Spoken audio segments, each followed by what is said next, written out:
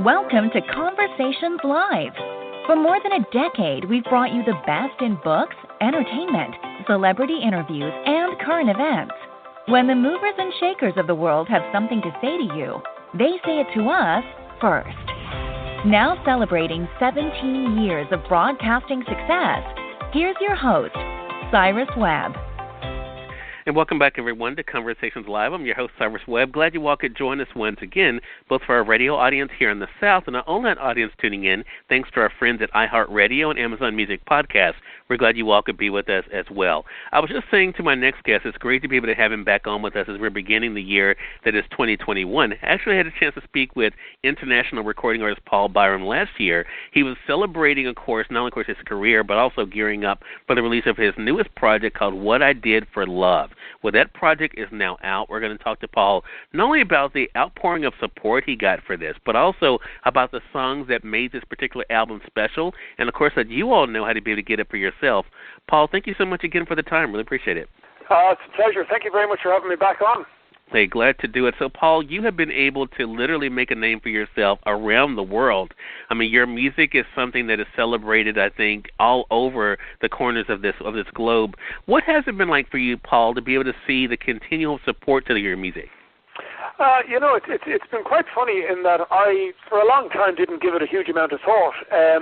I kind of just recorded albums, and I did concerts, and I toured with as a solo artist, and obviously with Celtic Thunder, and so I kind of just plodded along and didn't give it much thought. And then only last year I rebooted my website, and with the new website I'm able to see, the different parts of the world that are logging on and tuning in. They give you analytics of what activity is happening on the site.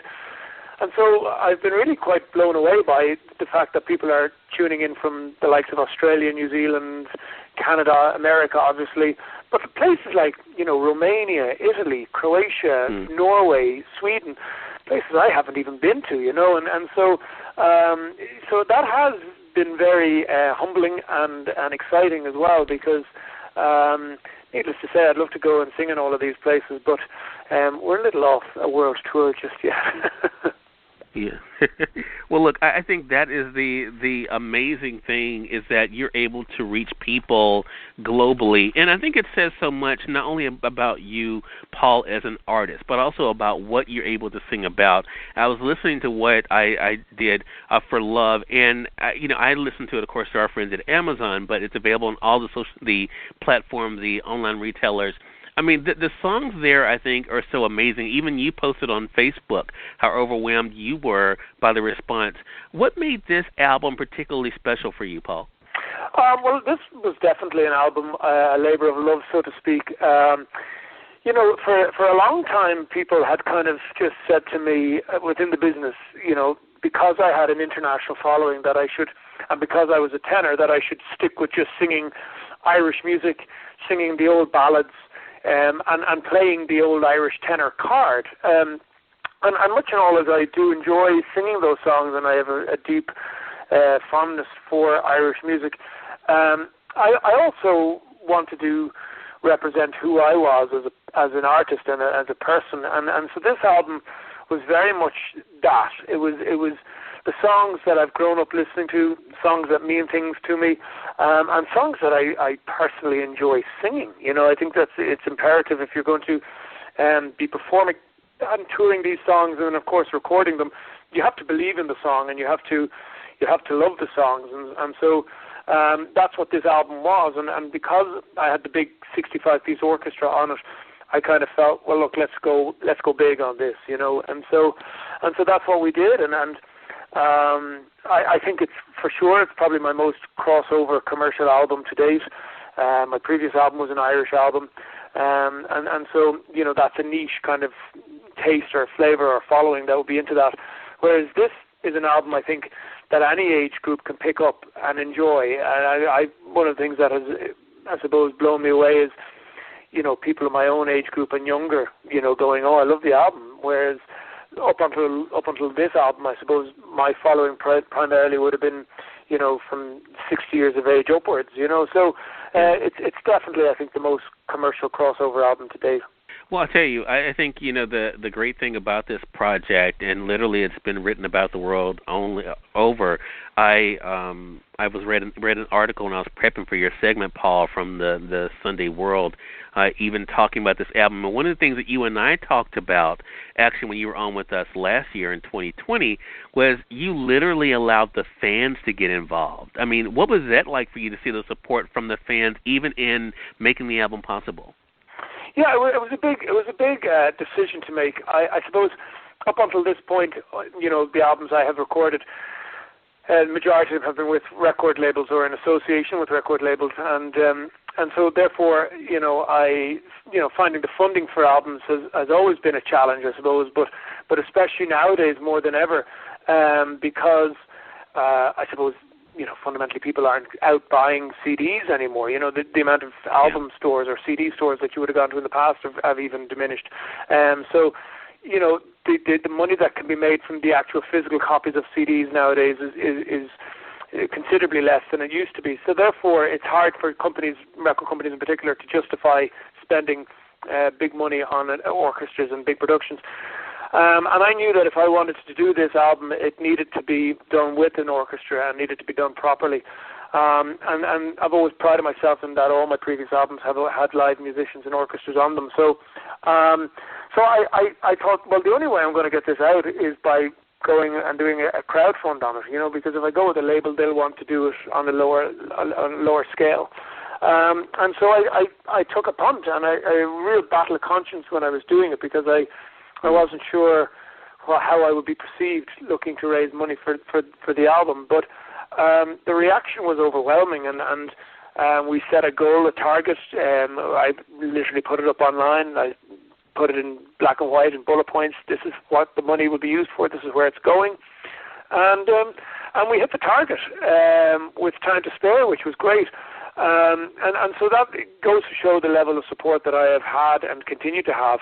I've always said I have a quality fan base as opposed to a quantity fan base, So you might have artists that have hundreds of thousands of followers, and they wouldn't have the same loyalty or quality that I have with mine. So I'm a very fortunate man, and they showed their quality and loyalty to me in the fundraiser for this. Yeah, well, they definitely did, and it's I mean, I know they feel good, Paul, about being able to say, hey, I'm a part of this. Being able to have a small part in it definitely makes a big difference. I want to say, for those who are just tuning in, either on the radio side or online, you're listening to Conversations Live. We're excited to welcome back international recording artist Paul-Byrom to a program. Paul is celebrating a new project called What I Did for Love. And Paul, I was letting some of my friends listen to it, and of course, the promo you have on Facebook features one of my favorite songs, of course, by Rod Stewart, You Are So Beautiful. Was it a difficult decision for you to decide what songs you wanted to include? Well, not really. I suppose the challenge is always I always have more than I need for the album, but the decision of making songs goes back, a good while before you even consider going into studio, and so I would sing songs. This album, there was a theme generally for every album, and the theme of this album was I wanted it to be a representation of I suppose the 40 years that I've lived on this planet, and the journey that I've taken, the ups and the downs, and all the memories that have been involved, that I've created over the years, and each song on the album has a relevance and a reference. So they're not just songs that I like, and so that was important, that the thread continued through the album, that each song had a meaning. So, for example, those were the days, a great song, looking back on life and with your friends, and how you grew up thinking about all the great things you're going to do and achieve and so forth, and then as life tends to do, it gives you a reality check, and so I found that song represented that, much like myself and the guys I went to school with. We would still hang out and still meet up, and we often talk about the days we were in school and what we all thought we would end up doing by the time we got to 40, and the difference that it has proven to be. So, that's just one example of the 14 tracks that are on the album. So, You know, I've got a song on there, You'll Never Walk Alone, and that's, I mean, yeah. I first heard that song as a young boy when I started supporting my soccer team, Liverpool, and it's their theme song.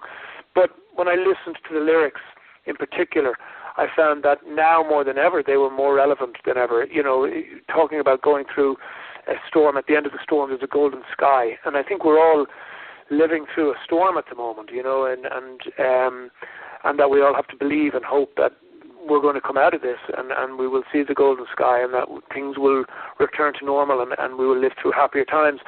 So that song is very much about hope and about, you know, knowing that you're not alone and that you'll get right. through this, whatever you're going through. So as I said, each song is carefully selected and thought out, but you often find a couple of songs end up on the chopping floor, and that's the producer's job, not mine. Well, let me just say this. I think, you know, our audience will definitely be able to go to the songs that they like. That's the great thing about being able to pick and choose. But I think just listening to it from beginning to end, I think people will definitely find, you know, that there is so much heart and so much of you in it. And I think that's the gift, again, that you bring to music. So here we are beginning a new year, Paul. You know, I know you'll be, of course, promoting What I Did for Love. What else can we expect from you this year? It's an interesting one because it's very hard to plan. It really is. Yeah. I think anybody in the music or the arts at the moment is finding it difficult to plan ahead. I mean, you know, normally when I would release an album, I would be straight out on tour immediately after to promote it and to bring it live to people. That's my intention this year, and to get out and get back on stage. When is the $1 million question?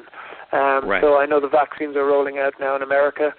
And I know new policies are kicking into play very soon throughout the States and different parts of the world. And so I think the primary concern or hope is that this pandemic passes.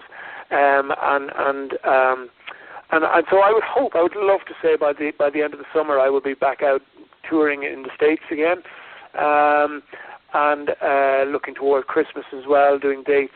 I want to travel as much as I can. I think now more than ever because of the pandemic, I suppose, realized how lucky I am to do it and to do what I do. Right. So I want to return to that as soon as possible. Well, we'll definitely be looking forward to that, Paul. But in the meantime, definitely invite our audience to head over to your favorite online retailer and get Paul Byrom's new album, What I Did for Love. You are definitely going to find songs in this 14 selection project that you will really enjoy and be able to share with others. Paul, how can our audience stay connected with you? I suppose, you know, the best way I always suggest is paul-byrom.ie, for Ireland, IE, and you can get the album there as well, and all my previous albums, my full catalogue is available there. But I mean, I'm on Instagram every day of the week, by and large, and Twitter, and you know, I'm pretty easy to find on social media, Facebook as well. So, you know, I try and keep on top of it. At the moment, I've taken a couple of weeks away from it, just to regenerate. I think it's important every now and again to step away and just refresh. So, but by and large, those are the platforms. All the normal platforms you'll find me, except for TikTok. I tried TikTok. I'm not cool enough for TikTok, Cyrus. Well, Paul, I'm not on there either, so I totally understand. The other ones you mentioned, yes, Instagram, Facebook, Twitter, I do those regularly. Yep. TikTok, I don't even have an account, so Great. I totally understand. Paul Byrom, again, has been our guest. Yeah. Paul, thank you so much for the time. Really appreciate it, and looking forward to having you back again. Cyrus, you're a gentleman. And we'll talk to you soon. Take care. All right, you as well. And we thank your audience for tuning in to another great segment of Conversations Live. Until next time, I'm your host, Cyrus-Webb, saying, as always, enjoy your day, enjoy your life, enjoy your world. Thank you all for choosing Conversations Live. Now let's go make today amazing. Take care.